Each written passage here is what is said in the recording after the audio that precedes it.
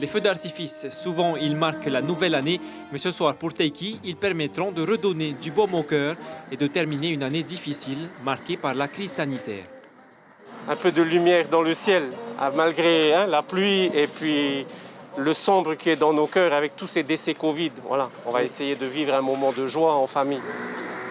Mais attention, leur utilisation est encadrée. On distingue 4 catégories de feux d'artifice classées suivant leur puissance. Les 3 premières, K1, K2 et K3, sont soumises à des règles spécifiques. Une distance de sécurité doit être respectée entre 0 et 20 mètres comme en métropole. En Polynésie, le pays est allé jusqu'à interdire les feux d'artifice de type K1 aux mineurs, alors que dans l'Hexagone, ils sont permis aux enfants de 13 ans et plus.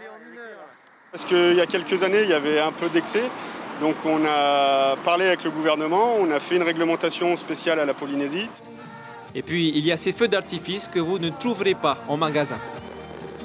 Ces artifices K4, ils ont un poids de poudre supérieur à ce qu'un particulier peut mettre en œuvre. Donc il faut être agréé, il faut avoir des certificats, il faut avoir des formations d'artificiers.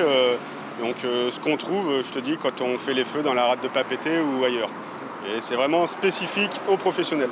Les hostilités ont déjà commencé hier dans certains quartiers de Papeete. C'était le cas à Mam'o. Ce soir, l'association de résidents prévoit de lancer ses fusées à 21 h.